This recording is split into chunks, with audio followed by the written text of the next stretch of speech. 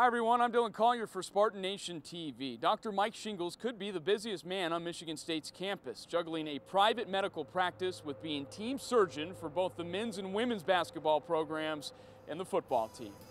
The interesting part about sports medicine and doing orthopedics is you're using your tools as an orthopedic surgeon or a primary care physician, but you have to understand the situation. You have to sort of work quickly to determine whether an injury is joint threatening or life threatening, or if it's something that you can play with and you can treat later. On Saturdays, the sideline becomes his doctor's office, and every game poses its own set of challenges. You're not trained how to be a sports med orthopedic surgeon. We're trained how to be an orthopedic surgeon. We're trained how to treat injuries. We're trained fairly well on how to take care of them surgically or conservatively.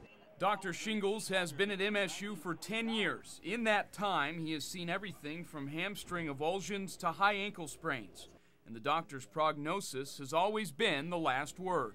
One thing I was worried about, or I would not be great at, is if I had a coach that questioned or pushed for a player to come back when they're hurt. And one thing that's great about Michigan State across the board, certainly in the football and basketball, but soccer, field hockey, swimming, there's a lot of pressure on our coaches to win, but all our coaches defer to us as far as injuries. And injuries are part of every sports season regardless of the level. Junior Keyshawn Martin hurt his ankle against Northwestern, and despite being cleared to play the following week at Iowa, Martin was held out of game action until after the bye week. 70% of Keyshawn Martin isn't Keyshawn Martin. It's, we got lots of guys that can play better than 70% of Keyshawn Martin. Or now Keyshawn Martin 100%, there's not a whole lot of guys that can bring that to this team. With the overlapping of football and basketball season in late fall, Dr. Shingles has even more demands on his time, as well as a multitude of questions about the health of star point guard Kalen Lucas. His Achilles feels good, and he's going to keep working on building up on that strength and getting his speed back, and I'm not as worried about Kalen because he's done everything he needs to get back. For Spartan Nation TV, I'm Dillon Collier. Hi everyone, I'm Dillon Collier for Spartan Nation TV. This 50-foot semi-truck behind me providing every necessity for the Big Ten champion Michigan State Spartans. Loaded in East Lansing on a Monday, unloaded in Orlando on a Wednesday, and the man behind the madness of packing for a bowl game, head Michigan State equipment manager Bob Knickerbocker. I mean, that's your goal, first of all, to win the Big Ten championship, and then to go to a bowl game, hopefully the Rose Bowl. It is a lot of work, preparation, not just by myself, but everybody involved, the video crew, the secretaries, the trainers, the administrators, coaches, of course. The semi packed to the brim, reaching Orlando long before the team. We've been working with the university since 1989, 1990, and love doing it. Great program. Go Green. And upon arrival in the Sunshine State. See, we work out at a high school all week long, so when we go down, we unload there and set up. And then towards the end of the week, we load everything back up, go down to the Citrus Bowl Stadium, and unload and set up there for a day.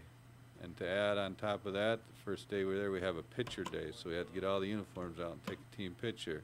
Now in his 27th season with the Spartans, Knickerbocker has grown accustomed to going bowling and the extra 4 or 5 weeks of work that come with reaching college football's postseason. Well, that's part of the deal, we understand that, but no, we don't have a lot of times ourselves. Our days are scheduled every day, minute by minute, literally. Now, there might be an afternoon we can add to ourselves and that kind of thing. I mean, I'm going to relax when I can, believe me. And as he nears the completion of his 3rd decade as athletic equipment coordinator for a major Division I program, Knickerbocker is still looking for a flawless bowl journey. Well, hopefully it'll be this trip. As you can see here with all these trunks and stuff, we got everything you can think about: shoelaces, gloves, stocking caps, extra shoulder pads, extra helmets, and on and on and on. And hopefully we're covered here. We have backup game jerseys, so we have 2 sets we're taking down. Game pants, backup pants, and the list goes on and on and on. So are the trips perfect? Not always, but hopefully we can adjust. The good thing about being down there a few days ahead of time, if we find we're missing something or don't have it, we have time to either find it there or have somebody here send it down to us.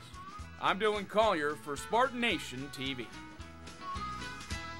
Trenton Robinson's rise to starting safety for a Big Ten program started long before he ever set foot on Michigan State's campus. The foundations for a successful college football career were laid here at Trenton's alma mater, Bay City Central High School. We moved him up as a sophomore, played a little defensive back, a little wide receiver, running back, and he was just a skinny little kid at that time. Great big smile, great competitor, and as he progressed through high school, got a little bit stronger. A little bit bigger, a little bit faster. He always wanted to play Division I football. That was always one of his goals, and the number one team he wanted to play for was Michigan State. Trenton's breakthrough came the summer before his senior year of high school at MSU's camp when a sub-4.4 40 time put Robinson on the map as a legit Big Ten recruit. Going to those camps just helped me get where I am. You know, I feel like everyone should go to a camp if they get an opportunity to, because you learn the things that you need to know for the next level, and you can maybe start working on them. So started working on those with Coach Frazier, and I've been fast for a while now, so that helped a lot. Just being fast, going to the camps, and I always worked hard, so going to the camps and working hard helped a lot.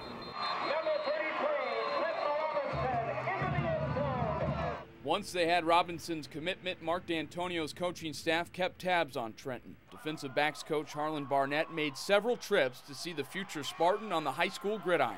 We talk about it to this day, some of the things that happened at the school when I went by and saw him and all those kind of things. So he's a great young man as well as a great player for us. That's where he always wanted to go, so he immediately accepted.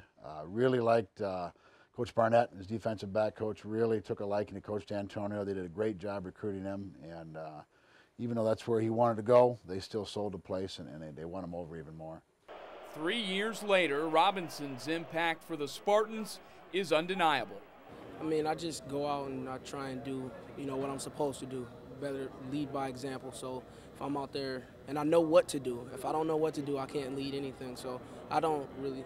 Greg Jones is a leader in my eyes. I mean, I'm trying to become like he is because he's that guy. But I mean, I just try and know what to do. And if I know what to do, if someone's not in position or something, I can tell them what to do, and vice versa.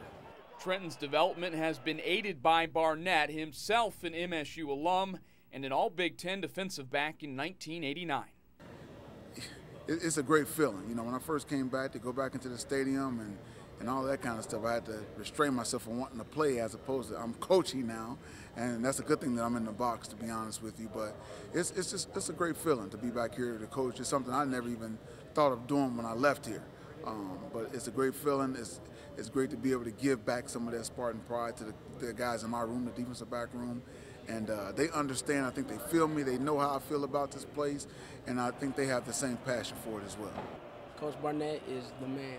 I mean, there's not too many other words for it. He's the man. He's always with us, you know, like you guys need to watch film. If he's doing something, he'll come watch film with us. I mean, he helps our technique, and he's a coach who you can talk to, you know. You can really talk to him. He's like Coach Frazier for me. Like, I can go talk to him or whatever I need to do. I can go talk to him. He makes sure that we do everything right. Robinson's transformation from high school athlete to cornerback recruit to starting safety, the result of a tremendous amount of work. In this league, week in and week out, you got to be a little bit bigger and be able to hold that weight as well as stronger. And he's done those things, and he'll continue to do those things as he matures, as his body matures, and he'll be that much better. But I do anticipate him being one of the really good players to leave out here as a defensive back before it's all said and done. He's always going to have your back. He's going to do anything he can for you. And in return, you're going to want to do anything you can for him. He's that kind of kid. He lays it right on the open, wears his emotions on his sleeves. I've seen him cry. I've seen him laugh. I've seen him get mad. He's a competitor, and he really wants to win. And I think because of that attitude, he seems to attract players with him. They look for him as a leader. I'm Dillon Collier for Spartan Nation TV.